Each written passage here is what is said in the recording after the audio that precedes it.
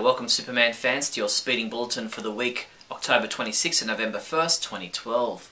A week which saw Henry Cavill harassed at the airport, the release of Superman Earth 1 Volume 2, and new playable characters in the DC Universe Online video game. Let's get into it.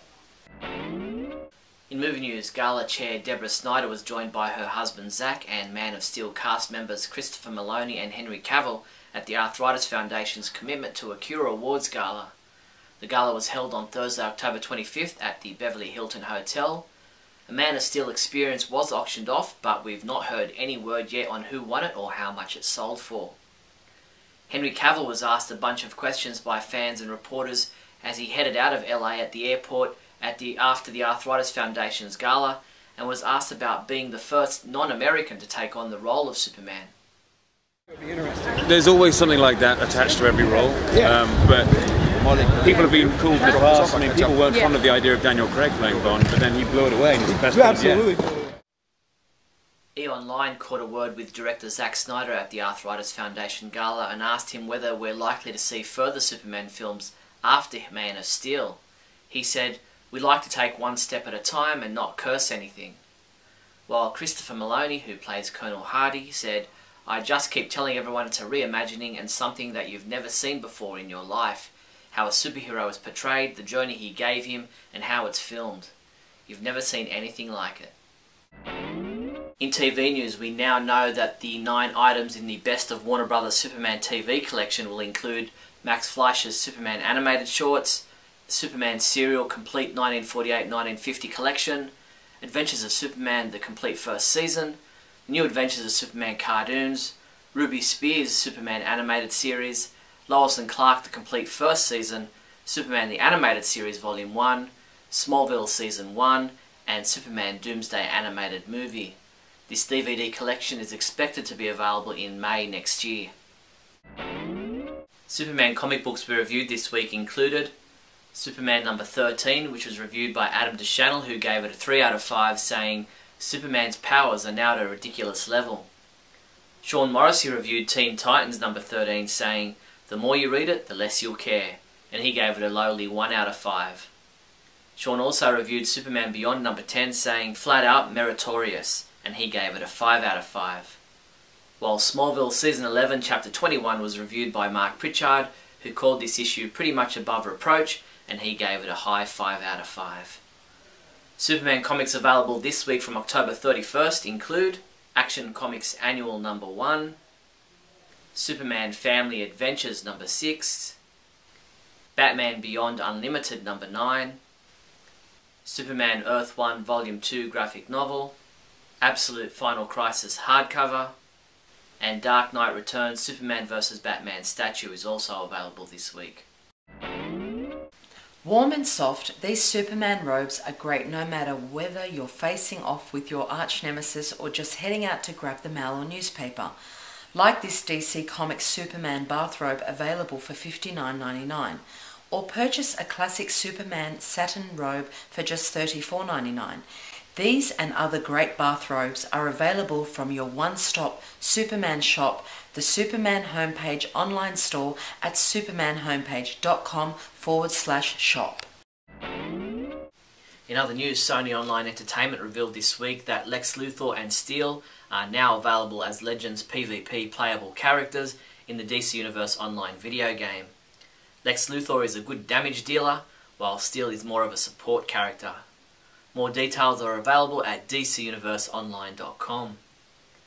The guys at clompanimation.com released the 4th of their Bad Days animated shorts, and this one is all about Superman. Is there trouble in paradise for the Man of Steel and Lois Lane? Check it out at the Superman homepage or clompanimation.com. Episode 94 of Radio KAL, the monthly podcast of the Superman homepage, is now available to listen to. Scotty and I discussed the leaked Man of Steel toy commercials, Man of Steel Experience auction, the DC Nation delays, Best of Warner Bros. Superman TV collection, New York Comic Con comic book announcements, issue number 13 of Action Comics, Supergirl, Superboy and Superman, Smallville Season 11, the WB's win in the ongoing Superman legal battle, and much more. Check it out at supermanhomepage.com/radio. Christopher Dennis is well known in the Superman community as Hollywood Superman. He's out there in his Superman costume in front of Grauman's Chinese Theatre every day on the Hollywood Walk of Fame. Discovery Channel recently filmed a short documentary about Christopher in their Gotta See video series. You can check it out at discovery.com. That's all the Superman news there was for the week October 26th and November 1st. I'm Steve Younis from supermanhomepage.com. Great Scott! Great Scott! Great Scott!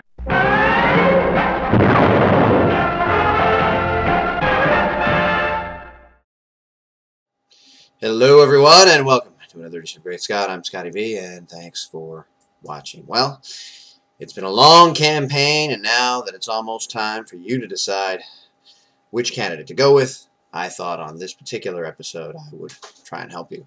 We have Superboy, Supergirl, Superman, and Action Comics. And what I've been hearing mostly after about a year, a little over a year of the New 52, from most people is the New 52 just doesn't do it for me. This isn't my Superman. Superman's this whiner, emo, hypocritical guy who is violent and brash and you know, kind of arrogant. And this isn't a Superman that I want to read about. Now, I've mentioned before that most times, in my experience, what I find is that when people say those sort of things, they're the people who haven't actually read what's been going on. Not actually people who are informed or people who know what is happening or people that have read it and just decided that it's not the story that they want to read, which would then be okay. I'm going to be completely honest.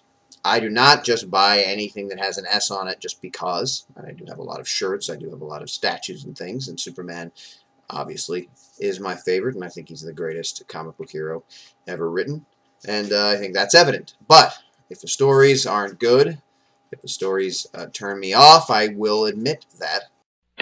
I understand what they're trying to go for. I see that if they come out with a guy who is exactly like Superman, who does everything right and is morally and ethically upstanding and knows exactly who he should be and what he should be doing and completely understands his powers, then we have a duplicate of Superman. So they want to make it different. Plus, he's young and brand new. He's trying to understand the world. He's trying to understand his powers. He's trying to decide which way he wants to go.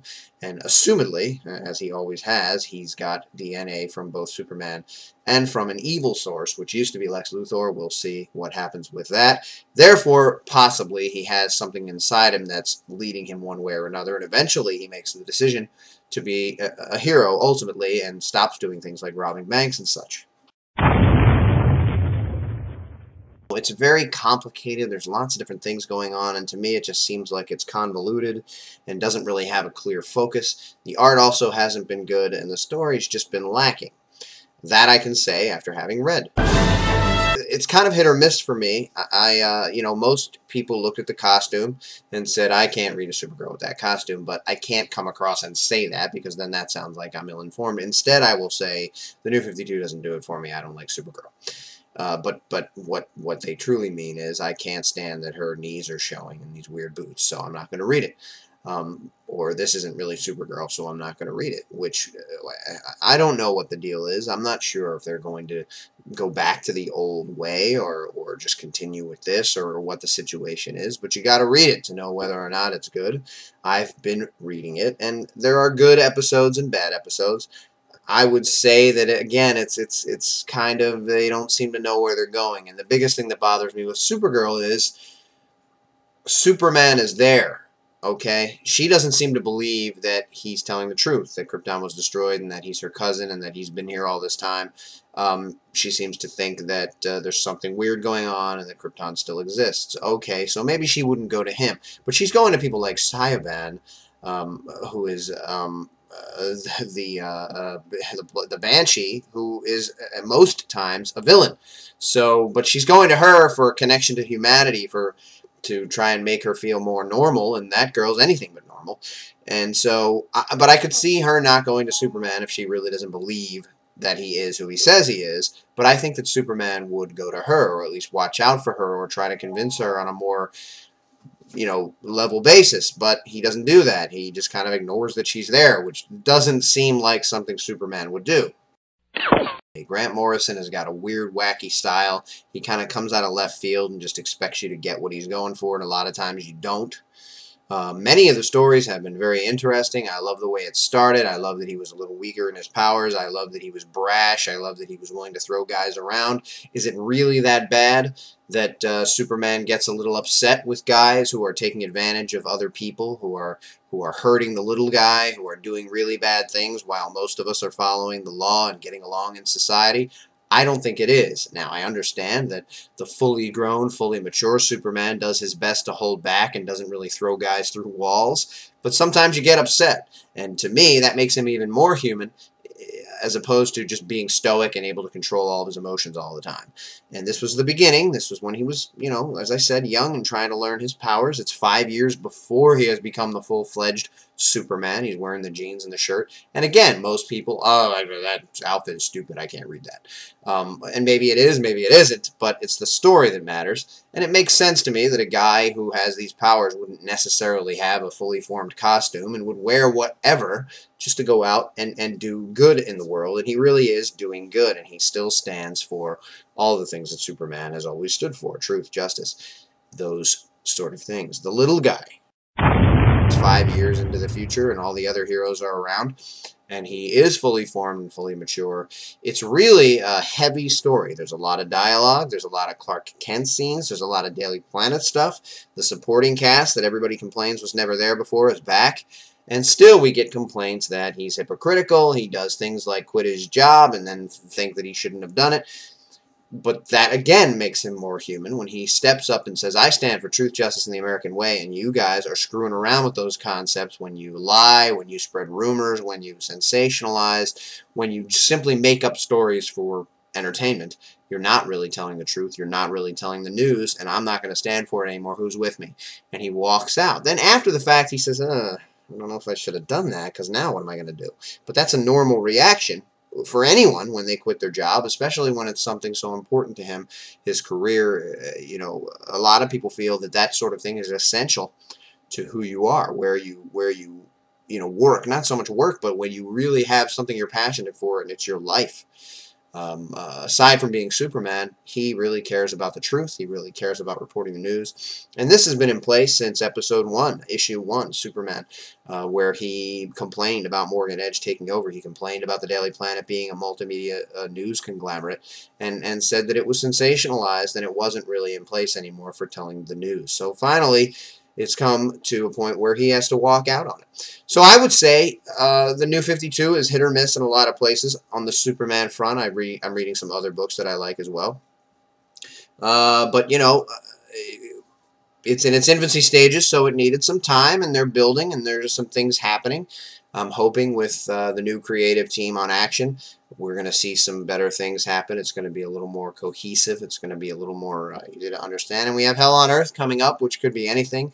Who knows what's going to go on with that. But thanks for watching, everybody. And remember, always look up in the sky.